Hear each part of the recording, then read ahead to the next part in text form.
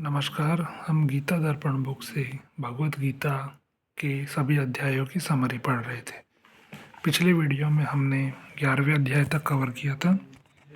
अभी 12वें अध्याय से शुरू करते हैं। 12वां अध्याय। भक्त भगवान का अत्यंत प्यारा होता है क्योंकि वह शरीर, इंद्रिया, मन, बुद्धि सहित अपने आप को भगवान के अर्पण कर देता है। जो परम श्रद्धा पूर्वक अपने मन में भगवान में लगाते हैं वे भक्त सर्वश्रेष्ठ हैं।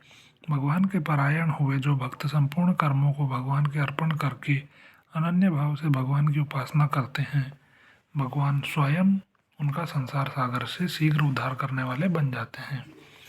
जो अपने मन बुद्धि को भगवान में लगा देता है वह भगवान में ही निवास करता है। जिनका प्राणी मात्र के साथ मित्रता एवं करुणा का बर्ताव है, जो अहमता ममता से रहित हैं, जिनसे कोई भी प्राणी उद्विग्न नहीं होता तथा जो स्वयं किसी प्राणी से उद्विग्न नहीं होते, जो नए कर्मों के आरंभों के त्यागी हैं, जो अनुकूल प्रतिकूल परिस्थितियों के आने पर हर्षित एवं उद्विग्न नहीं होते, जो मान अपमान में आदि में सम रहते हैं, जो जिस किसी भी परिस्थिति में निरंतर संतुष्ट रहते हैं, वे भक्त भगवान को प्यारे हैं। अगर मनुष्य भगवान की ही होकर रहे, भगवान में ही अपनापन रखे, तो सभी भगवान के प्यारे बन सकते हैं। 13वां अध्याय। संसार में एक परमात्मा तत्व ही जानने योग्य है, उसको जरूर जान लेना चाहिए। उसको तत्व से जानने पर जानने वाले की परमात्मा तत्व के साथ अभिन्नता हो जाती है।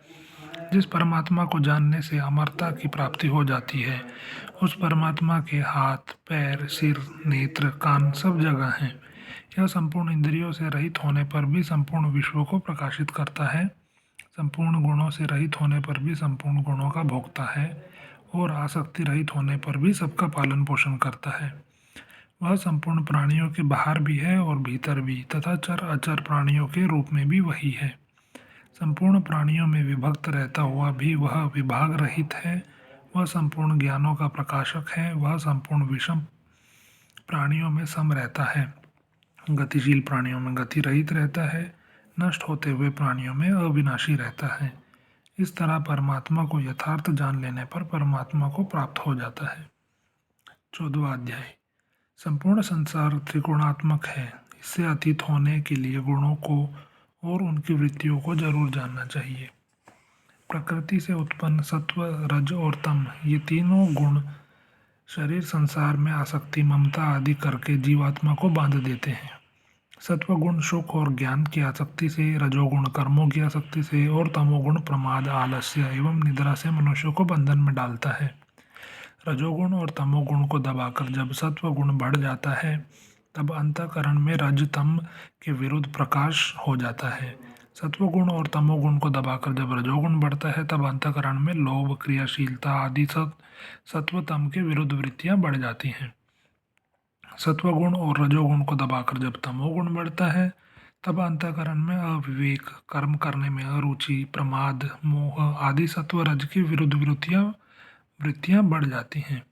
इन गुणों की वृत्तियों के बढ़ने पर मरने वाला प्राणी क्रमशः ऊंचे, मध्य और नीचे के लोकों में जाता है। परंतु जो इन गुणों के सिवाय अन्य को कर्ता नहीं मानता, अर्थात संपूर्ण क्रियाएं गुणों में ही हो रही हैं, स्वयं में नहीं, ऐसा अनुभव करता है, वह गुणों से अतीत होकर भगवत भाव को प्राप्त हो जाता है। अनन्य भक्ति से भी मनुष्य गुणों से अतीत हो जाता है। 15वां अध्याय। इस संसार का मूल आधार और इस संसार में अत्यंत श्रेष्ठ परम पुरुष एक परमात्मा ही है। इसको दृढ़ता पूर्वक मान लेने से मनुष्य सर्ववित्त हो जाता है, कृतकृत्य हो जाता है। जिससे यह संसार अनादिकाल से चला आ रहा है और जिसको प्राप्त होने पर यह जीव फिर लौटकर संसार में नहीं आता, वह परमात्मा की खोज करनी चाहिए। ज्ञान नेत्र वाले साधक अपने आप में उस परमात्मा का अनुभव कर लेते हैं। वह परमात्मा ही सूर्य, चंद्रमा और अग्नि में तेज स्वरूप रहकर संसार में प्रकाश करता है। वही पृथ्वी में प्रवेश करके पृथ्वी को धारण करता है। वही रस में चंद्रमा होकर पेड़, पौधे, लता आदि को पुष्ट करता है। वही जठराग्नि बनकर प्राणियों के द्वारा खाए गए अन्न को पचाता है। वही सबके हृदय में रहने वाला, वेदों को बनाने वाला, वेदों को जानने वाला और वेदों के द्वारा जानने योग्य है। वह संपूर्ण संसार का पालन पोषण करता है। यह नाशवान संसार से अतीत और अविनाशी जीवात्मा से उत्तम है। वही लोक और वेदों में पुरुषोत्तम नाम से प्रसिद्ध है। उसको सर्वश्रेष्ठ मानकर अनन्य भाव से उसका भजन करना चाहिए। 16वां अध्याय। दुर्गण दुरुचारों से ही मनुष्य 84 लाख योनियों में एवं नरकों में जाता है। अतः मनुष्य को सद्गुण सदाचारों को धारण करके संसार के बंधन से, जन्म मरण के चक्कर से रहित हो जाना चाहिए। जो दंभ, दर्प, अभिमान, काम, क्रोध, लोभ आदि आसुरी संपत्ति के गुणों का त्याग करके अभय, अहिंसा, सत्य, अक्रोध, दया, यज्ञ, दान, तप आदि देवी संपत्तियों के गुणों को धारण करते हैं, वे संसार के बंधन से रहित हो जाते हैं। परंतु जो केवल दुर्गुण दुराचारों का काम, क्रोध, लोभ, चिंता, अहंकार आदि का आश्रय रखते हैं, उनमें ही रचे पचे रहते हैं, ऐसे वे आसुरी संपदा वाले मनुष्य 84 लाख योनियों में नरकों में जाते हैं। 17वां अध्याय। शास्त्र विधि को जानने वाले अथवा न जानने वाले मनुष्यों को चाहिए कि वे श्रद्धा पूर्वक जो कुछ शुभ कार्य करते हैं, उस कार्य को भगवान को याद करके, भगवान का नाम उच्चारण करके आरंभ करें। जो शास्त्र विधि को तो नहीं जानते पर श्रद्धा पूर्वक यजन पूजन करते हैं, उनकी श्रद्धा, निष्ठा, स्थिति 3 प्रकार की होती है, सात्विकी, राजसी और तामसी। श्रद्धा के अनुसार ही उनके द्वारा पूजे जाने वाले देवता भी 3 तरह के होते हैं। जो यजन पूजन नहीं करते, उनकी श्रद्धा पहचान आहार से हो जाती है, क्योंकि आहार भोजन तो सभी करते ही हैं। 18वां और अंतिम अध्याय। मनुष्य मात्र के उद्धार के लिए उनकी रुचि, योग्यता और श्रद्धा के अनुसार 3 साधन बताए गए हैं, कर्म योग, ज्ञान योग और भक्ति योग।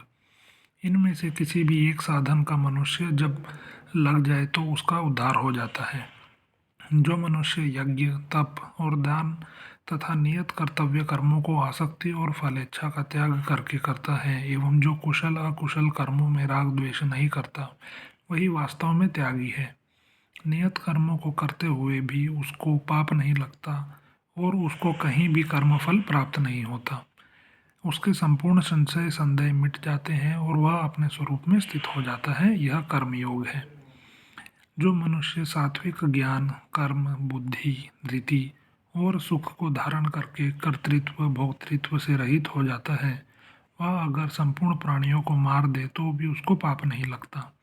अपने स्वरूप में स्थित हो जाने पर उसको पराभक्ति की प्राप्ति हो जाती है और उससे वह परमात्मा तत्व को यथार्थ जानकर उसमें प्रविष्ट हो जाता है।